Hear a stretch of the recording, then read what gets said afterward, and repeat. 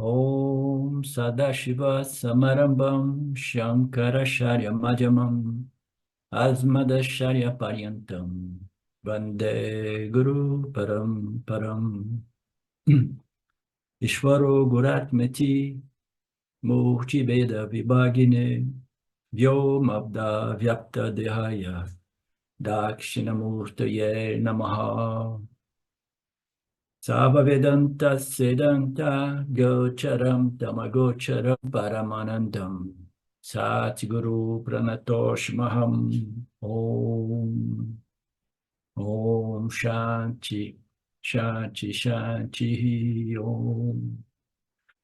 Capítulo 6, 34.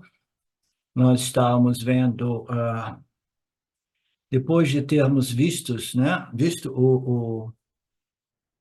os benefícios, né, as motivações para o Nididhyasana do Vedanta, né, para que nós estejamos inspirados e motivados, depois de nós termos compreendido todo o processo que nos conduz a essa meditação vedântica final, que é a contemplação sob a luz dos ensinamentos do Vedanta, né, permanecer focado naquele fluxo de pensamentos semelhantes, homogêneos, em torno das declarações de identidade do Jiva-Atma, apresentadas, Vedantas, finais dos Vedas, né?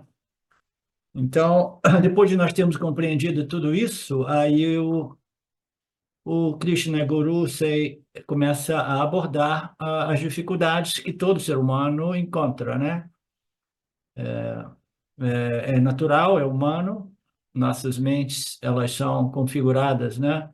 O corpo sutil do indivíduo humano, do jiva humano, ele contém muito sattva-guna. Por isso que nós temos um intelecto auto-refletivo e com a capacidade de saber, eu sei que eu sou, eu existo e eu sei que eu existo, né? Então, este intelecto humano, ele é devido a uma proporção maior de sattva, né, a energia sattva, configurando o corpo sutil, né? Mas ainda assim, de modo que esse corpo permaneça estruturado, um pouco de rajas e um pouco de tamas, né? O corpo-mente, né? Então, nós vimos que existem obstáculos, dificuldades, né, para essa meditação extremamente profunda e sutil, porque o nosso objeto de meditação é a nossa real natureza intrínseca, né? A essência do nosso ser. E este ser é descrito através de alguns aspectos que são inerentes a esta natureza do ser, que eu sou e todos somos, e tudo é. Então, nós nos agarramos literalmente a essas descrições que são apontamentos daquilo que são aspectos, né, inerentes da minha natureza intrínseca, e como as descrições são extremamente utilizadas, né, uma mente muito refinada. Então, é fácil de nós compreendermos que a meditação vedântica, upanishádica, é a meditação mais difícil que tem, né? Então, nós jamais devemos iniciar dela se nossas mentes não estiverem preparadas, né? Se nossas mentes não estiverem refinadas, né, a este ponto, nós devemos começar com objetos de meditação que sejam um pouco mais tangíveis, um pouco mais densos, né? E ainda assim nós encontramos dificuldade de manter uma mente focada, qualquer que seja o objeto de meditação. Por quê? Porque a mente ela tem muitas tendências extrovertidas ou extroversas, né? Ela tem aquela tendência natural, né, de pensar constantemente, né, de modo modificado, na medida que essas impressões mentais elas surgem da nossa mente inconsciente em nossa mente consciente.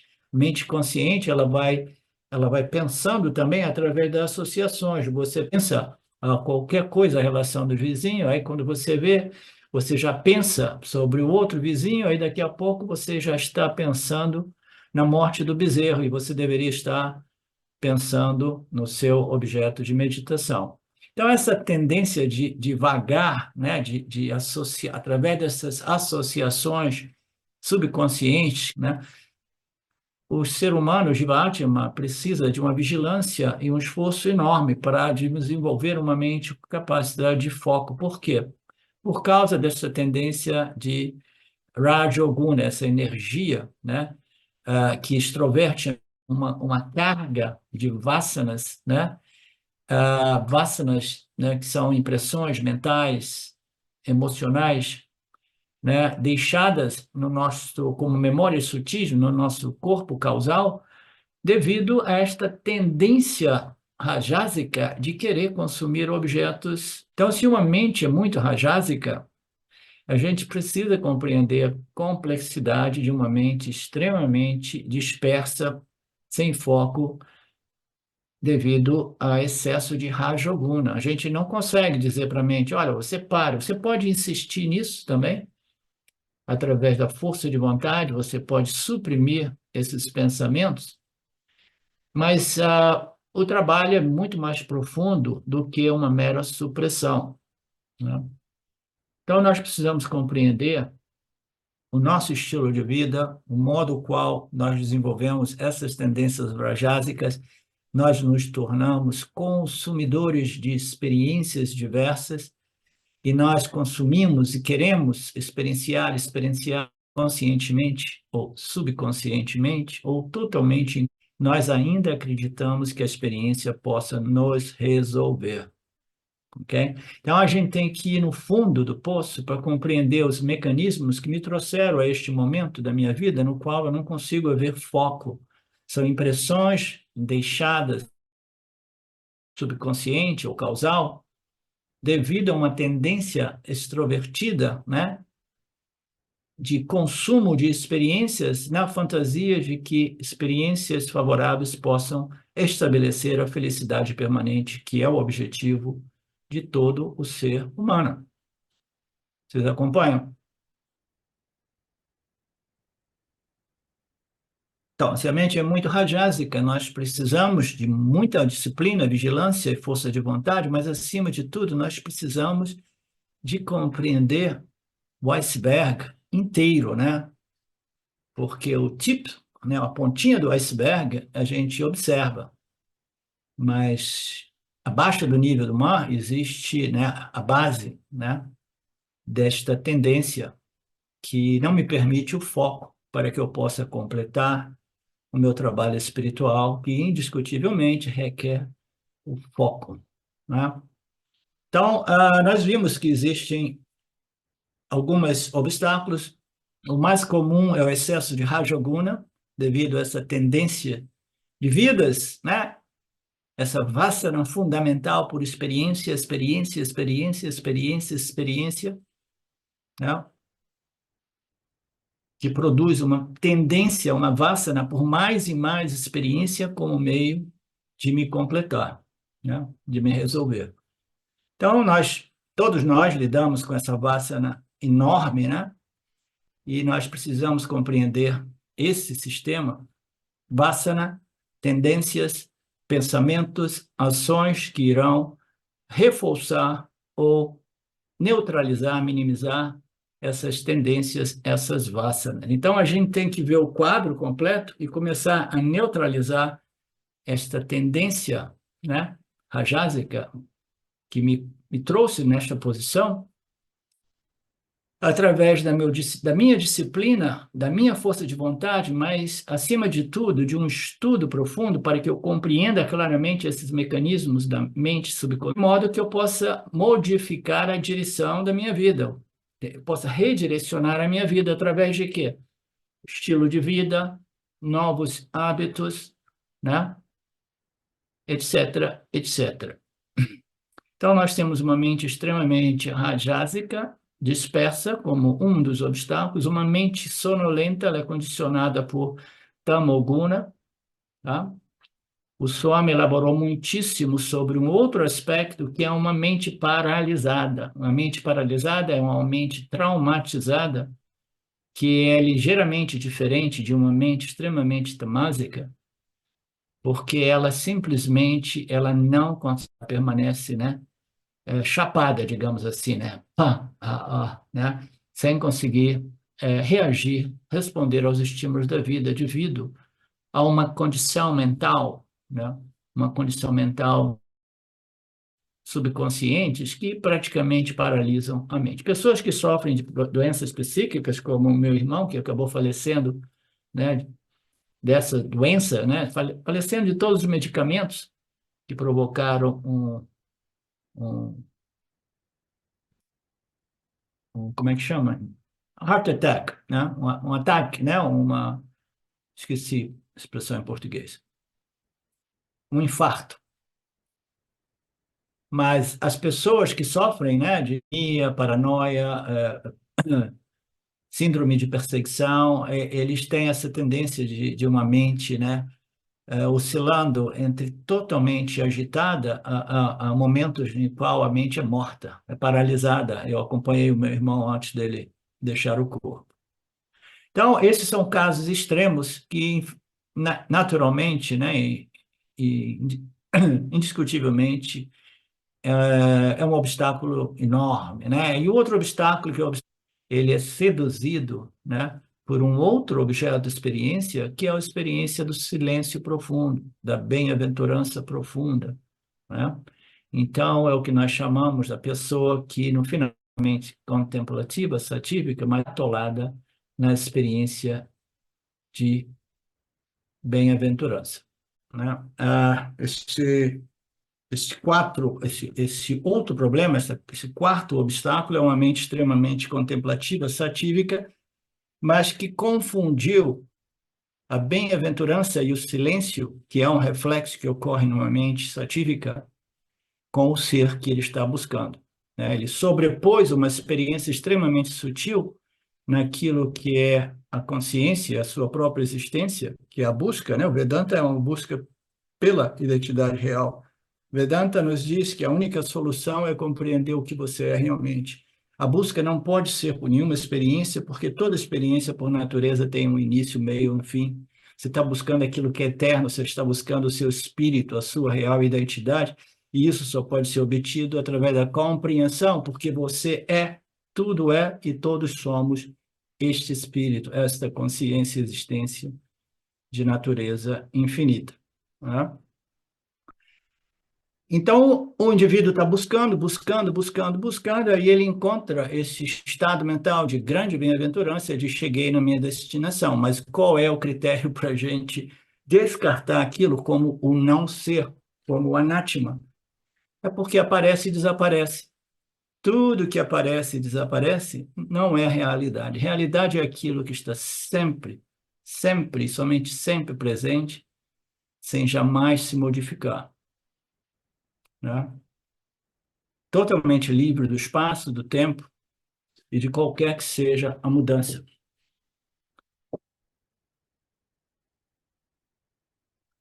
Portanto, a meditação vedântica não serve para a gente desfrutar a bem-aventurança, né? Porque a gente não quer uma bem-aventurança que seja dependente ou condicional a fatores variáveis. Os fatores variáveis é o grande problema da experiência humana, porque toda experiência ela se modifica de momento a momento, porque tudo em mítia é um constante fluxo de modificação. E nós queremos a segurança, a estabilidade, aquilo que é real, aquilo que sempre é o que é, né? Senão a gente nunca se sente realmente seguro, nunca se sente realmente em paz, né? Então, esta meditação, ela pode produzir este Ananda Maya Kosha, essa bem-aventurança, mas ela precisa ser vista como mais uma sobreposição, mais um objeto de experiência extremamente sedutor que precisa ser rejeitado, né? E como eu disse na semana passada, O indivíduo que sofre, quando entra em contato com o estado daquele, ele não consegue rejeitar, requer muita maturidade, requer muita qualificação para discriminar, né? Requer um bom karma que tenha conduzido o indivíduo às escrituras do Vedanta e a um professor honesto e competente, né? Para dizer, não, eu estou buscando o eterno e essa experiência ela é impermanente. Você entende, Alcione?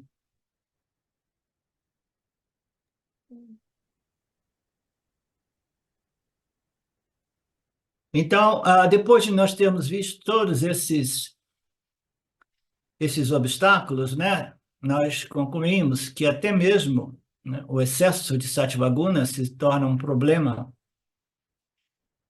E aí nós temos que lembrar que sempre que eu for visitado por experiências de paz e bem-aventurança, eu preciso lembrar que aquele é o estado perfeito para insistir nos ensinamentos, para expor a minha mente naquele estado aos ensinamentos do Vedanta. O meu Nididhyasana é muito mais eficaz quando minha mente está naquele estado de paz e bem-aventurança. Então, eu deixo de lado o aspecto experiencial, mas eu reconheço o valor daquela mente satívica e a direciono às escrituras que revelam a minha real natureza, sempre livre, permanentemente livre e independente de tudo.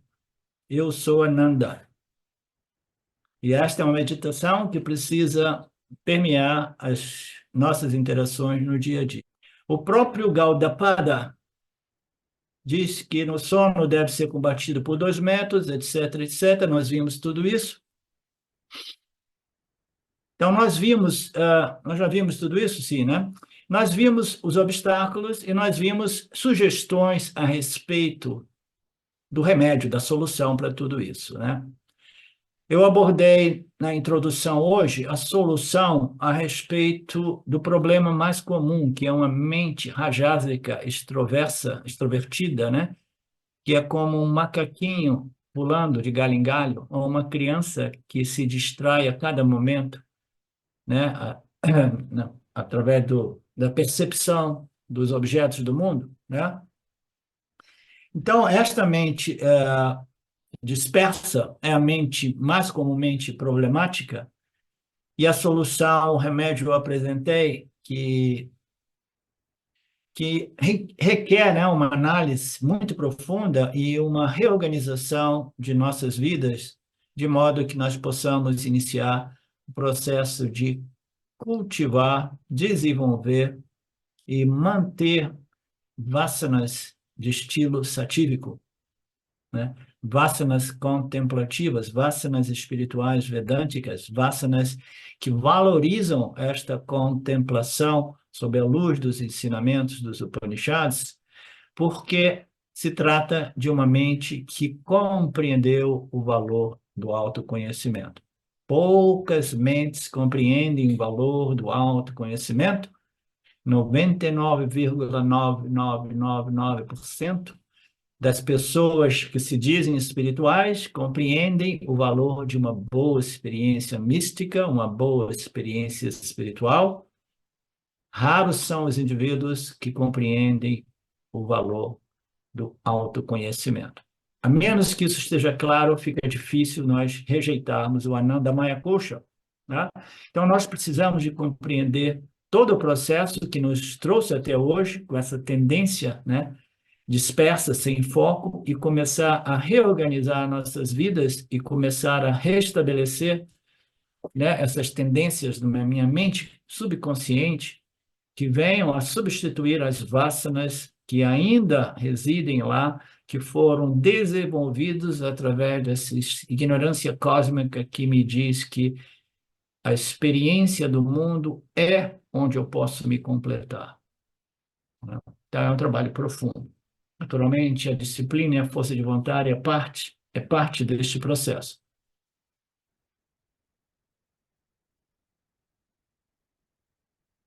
Então, Gaudapada diz que se há emoções reprimidas, falando daquele problema que o Swami abordou muito, né, profundamente, insistentemente, né? Você tem que deixar que todos aqueles traumas venham à superfície para se livrar daquelas energias conflitantes. Mas vamos falar sobre o obstáculo mais importante, mais comum, que é uma mente vagante, uma mente errante. A Juna reclama, né?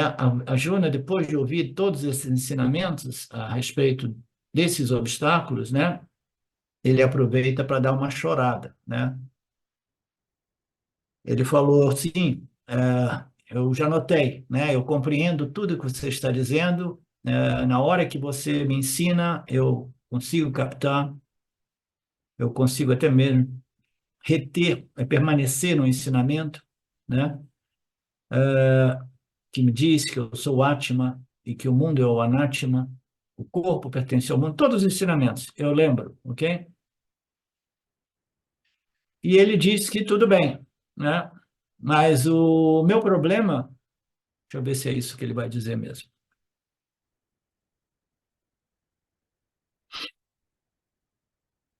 Ok. O Swami faz uma revisão de tudo que é o ensinamento, né? Uma síntese do Vedanta. Eu sou a consciência, eu sou livre, o mundo, né? É uma mera projeção aparente. A minha natureza é consciência, existência, blá, blá, blá. Eu devo invocar repetidamente durante a meditação esses ensinamentos, né? Esse yoga me foi transmitido por você, Krishna, meu guru, né? Mas o meu problema é um outro, né? Depois dele dizer tudo bem, é maravilhoso, eu curto, eu desfruto, né? Desfruto do palam, do benefício desses ensinamentos durante as aulas, mas o meu problema é que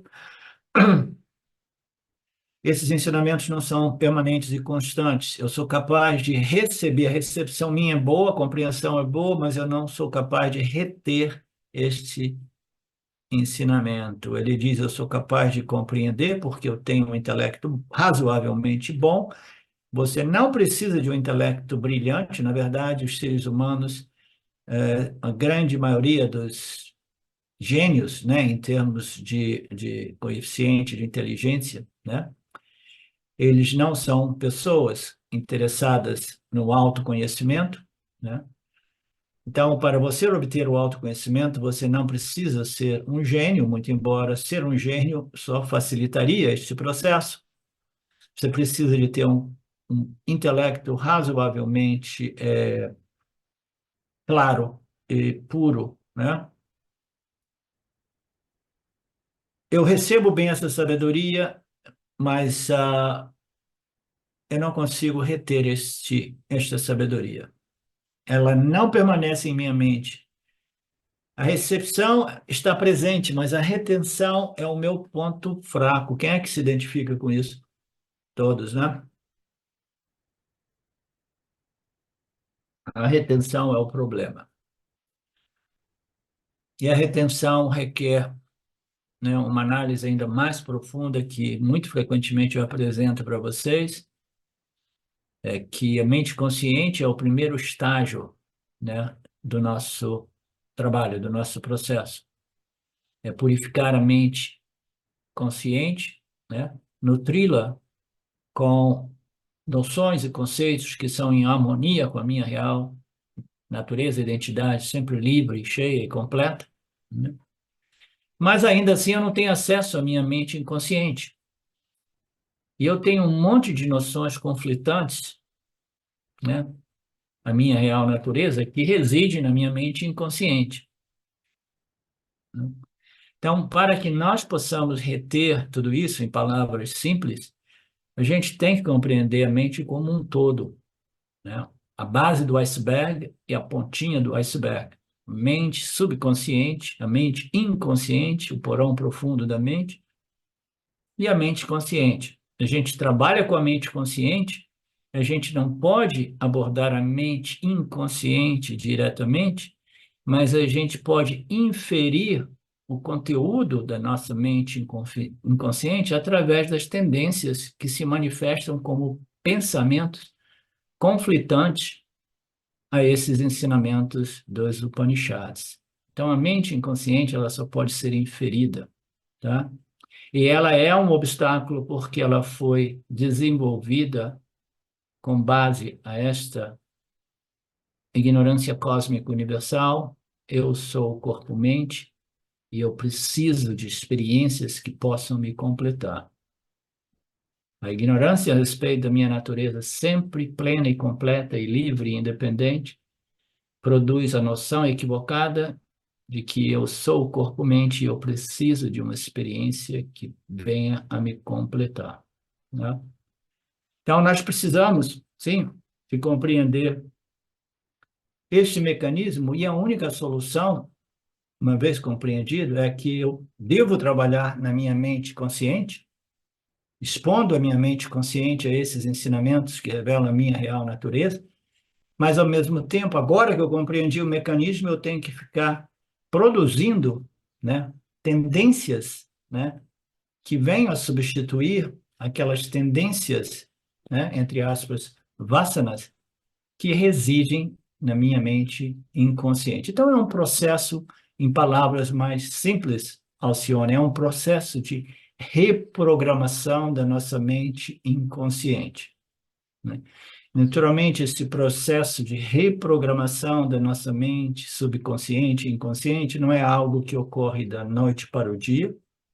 É por isso que o mundo espiritual, digamos assim, né, os círculos espirituais estão cheios de, assim ditos, gurus, né, que estão lá tentando guiar os seus devotos, mas são pessoas que tiveram um reconhecimento a nível consciente, mas jamais conseguiram purificar a mente inconsciente, e a mente inconsciente continua a produzir respostas e reações que são totalmente conflitantes com aquilo que eles ensinam. Então, o reconhecimento a nível consciente é importante. Quando você reconhece a nível consciente, aí você obtém muito mais força e motivação para desenvolver, cultivar e manter o porão da sua mente, né, populado, digamos assim, populado, uma população de vasanas vedânticas, vasanas que afirmam e reafirmam a minha real natureza em Brahman como Brahman. Não existe outro modo. Você pode ter uma boa sacada aqui e ali, mas se este autoconhecimento não desenvolver raízes, como eu costumo dizer, na mente causal, no corpo causal, este corpo causal vai encher o saco. Ele vai apresentar de novo, tendências a responder aos estímulos da vida, totalmente fundadas no equívoco de identidade, aham, corpo, asmi. Aham, corpo, mente, asmi. E o indivíduo se sente dividido, sente esquizofrênico, né, a nível consciente. Então, a nível consciente, nós aceitamos, nós abraçamos, nós investigamos, analisamos e concordamos com as declarações de identidade finais dos Upanishads. Mas ali começa o outro processo: como manter este ensinamento sempre vivo e à minha disposição, me protegendo desta ignorância cósmica imposta por Maya Ishvara, o grande ilusionista, né? Então, para isso, nós precisamos de entrar no processo de internalização, né, desse conhecimento na minha mente subconsciente e inconsciente, até que eu tenha este conhecimento estabelecido tão bem em minha mente inconsciente, subconsciente, de modo que eu não precise mais de fazer esforço. A disciplina, o esforço, ele cessa uma vez que este conhecimento esteja sempre à nossa disposição, porque agora vocês têm vasanas totalmente harmonizadas com o conhecimento que já existia antes no seu nível, no nível consciente da mente. Vocês entendem? Alguém tem alguma dúvida a respeito deste processo?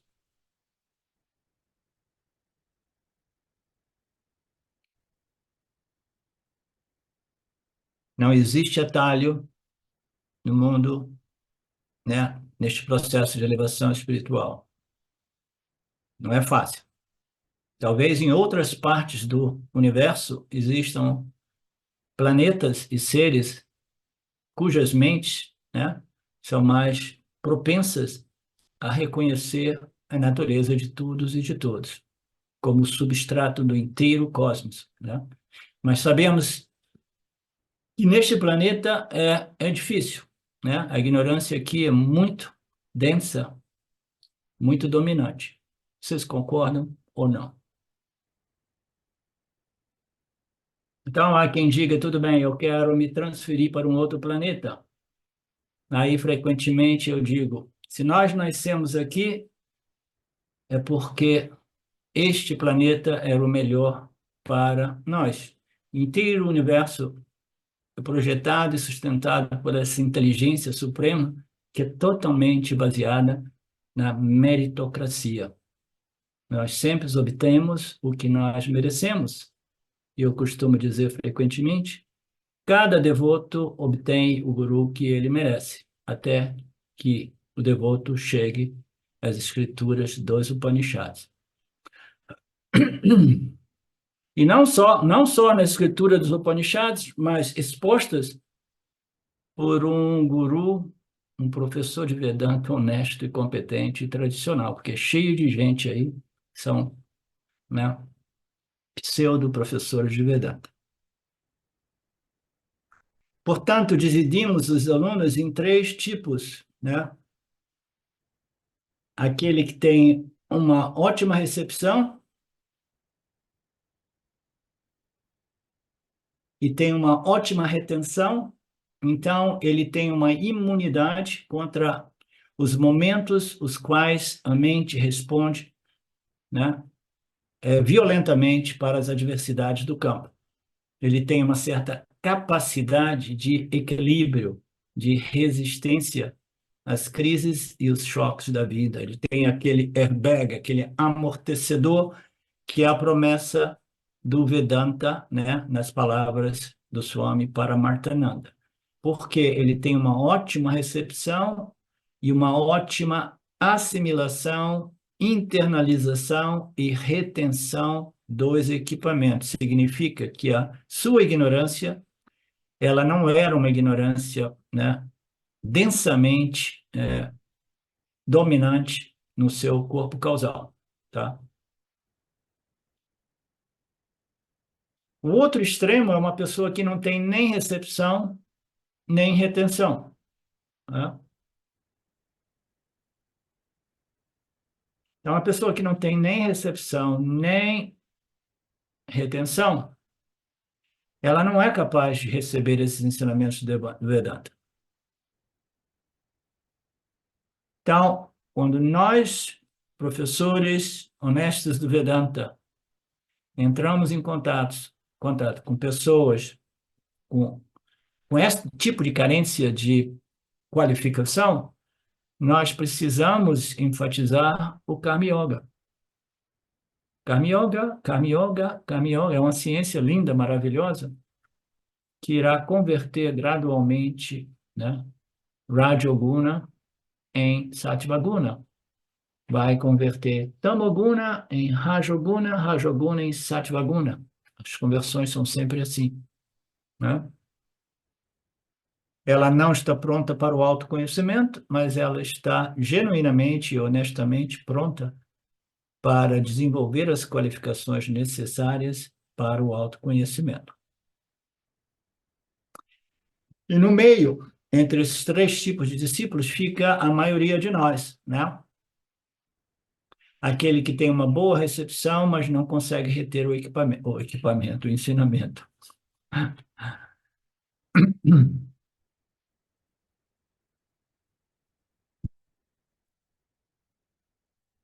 É como se na Índia, até mesmo no Brasil, cheguei a ver isso, né? Você entra na sala de meditação ou na sala onde tem algum satsang, né? Tem um sinalzinho que lá, antes de entrar, deixe o seu chinelo fora, né, do hall do satsang e juntamente com a sua mente.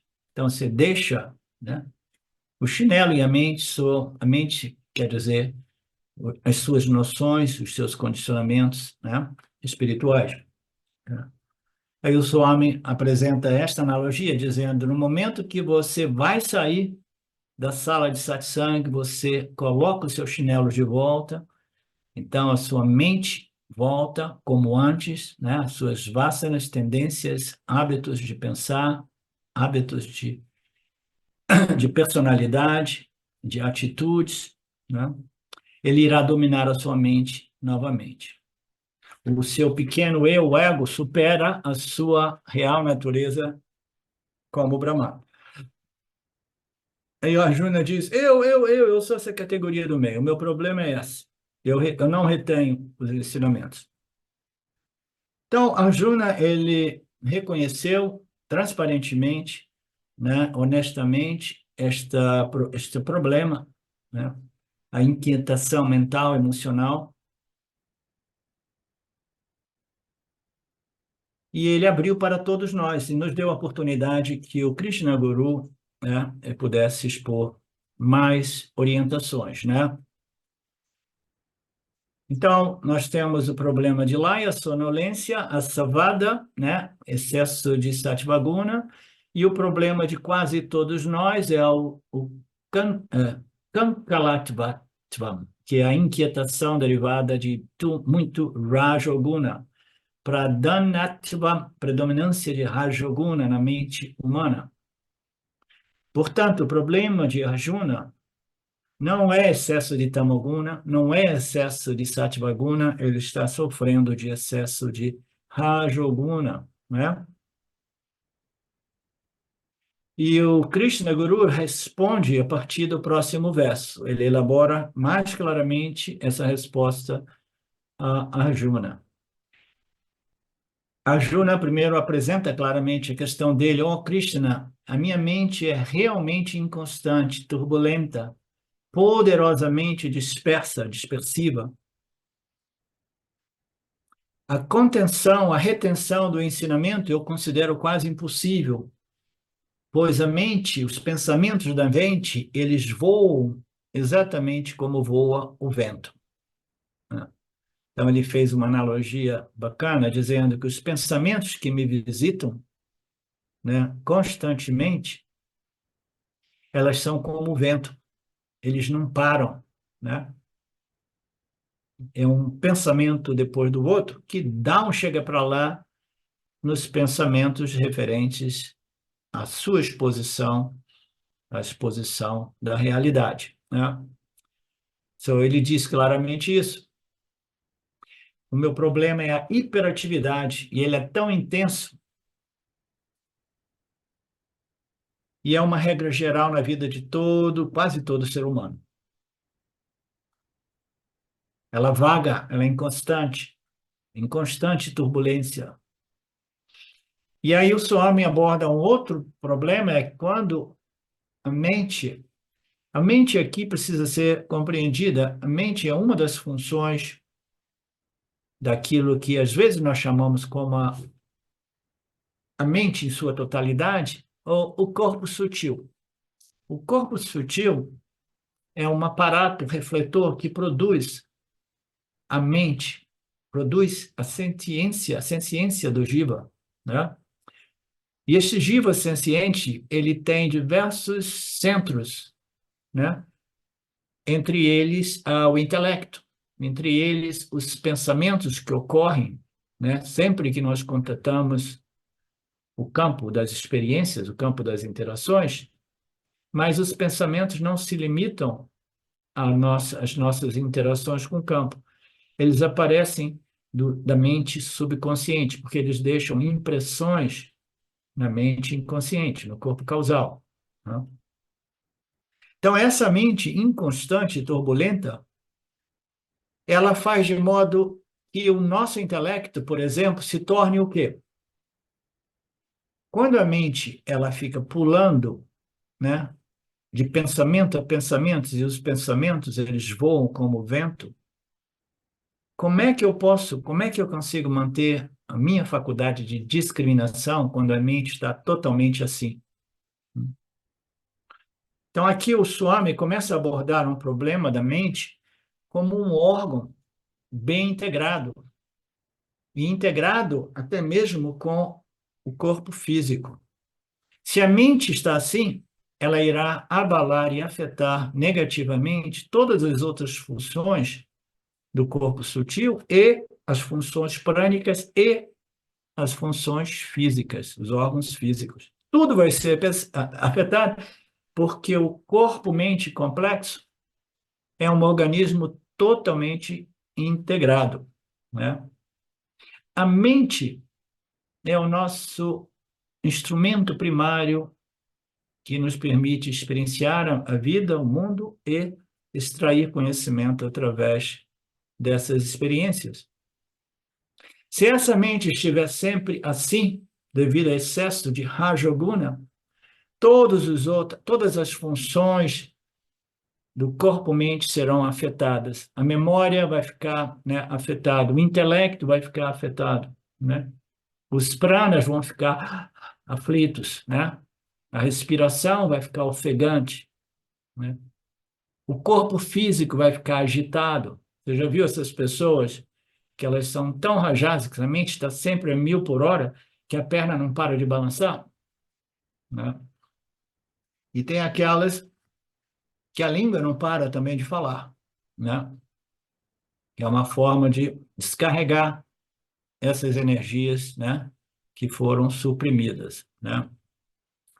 Então, aqui o Swami apresenta esse problema, que essa mente turbulenta, ela precisa ser cuidada porque ela está comprometendo o inteiro organismo complexo corpo-mente, né?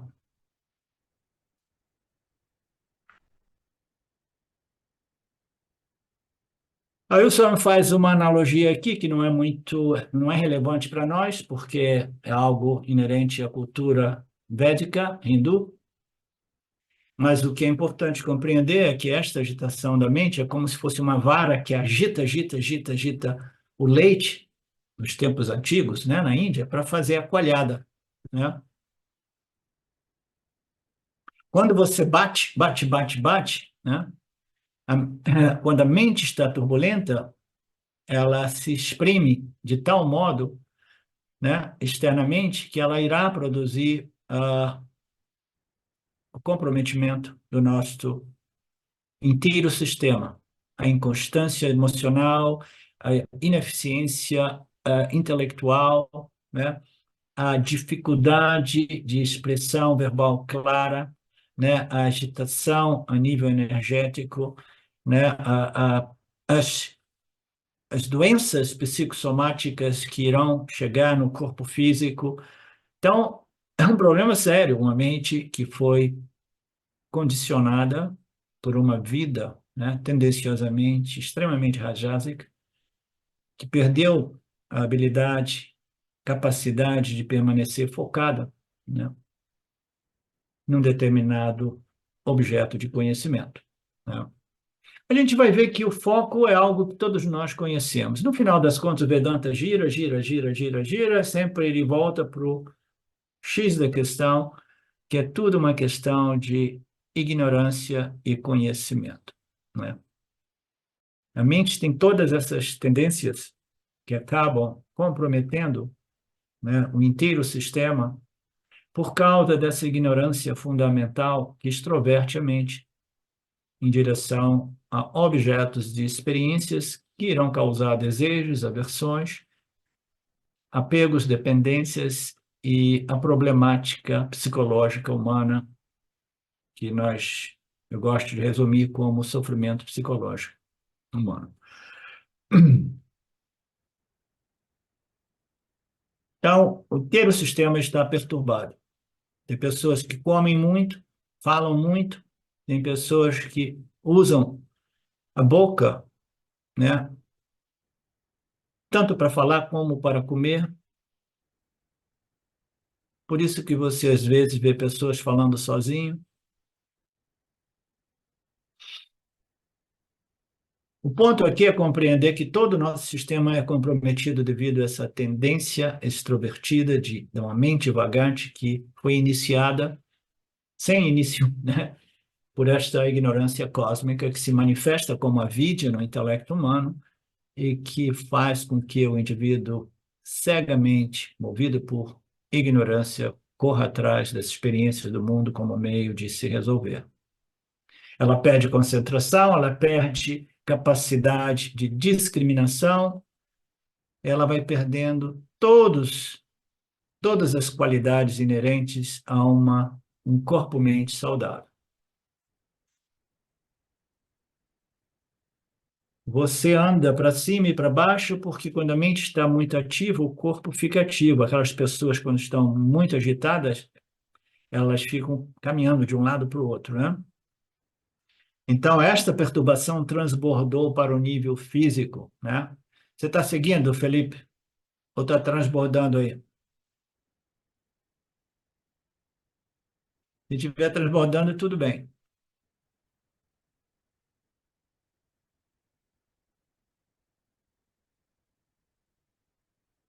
Portanto, Pramadi significa que este problema irá impactar todos os órgãos dos sentidos, todos os cinco panchas, os cinco órgãos de ação. Os cinco coxas serão afetados, porque o inteiro organismo humano será afetado.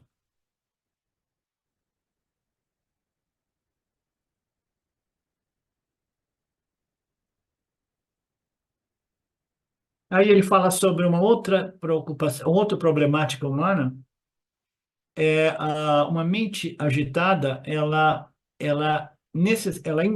invariavelmente ela desenvolve uma tendência humana terrível, que é lembrar do passado e projetar o futuro com muita preocupação, né? As experiências da vida vão deixando memórias, impressões, e as impressões são o que eu gostei, o que eu não gostei, e o que eu odiei, e o que eu amei, né?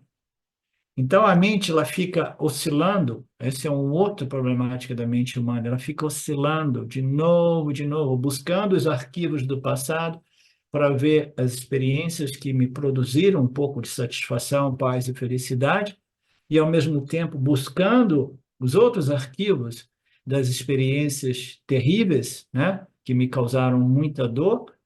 Buscando esses dois arquivos, ela projeta, faz um esforço preocupante de tentar controlar o campo das experiências para evitar aquelas experiências cujas memórias foram terrivelmente desagradáveis e atrair as experiências cujas memórias foram de paz e satisfação. Então a mente fica o tempo todo, né, recollecting, né, as experiências e projetando, né, as experiências agradáveis como os desejos, né?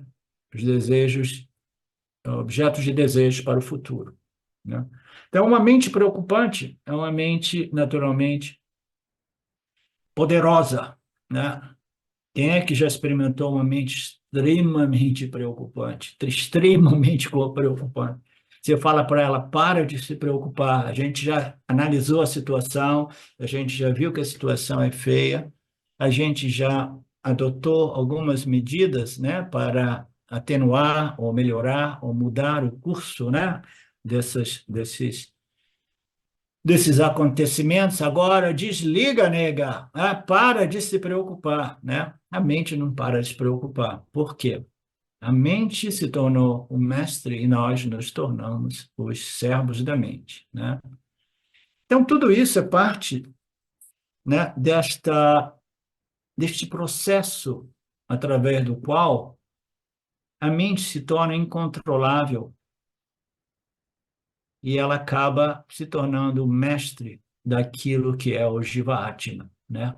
Este reflexo da consciência original, né?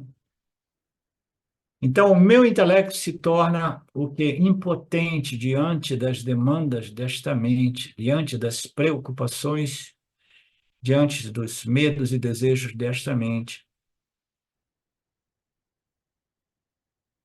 E aí as pessoas chegam e dizem, sim, eu entendo tudo isso, mas a mente não para de se preocupar.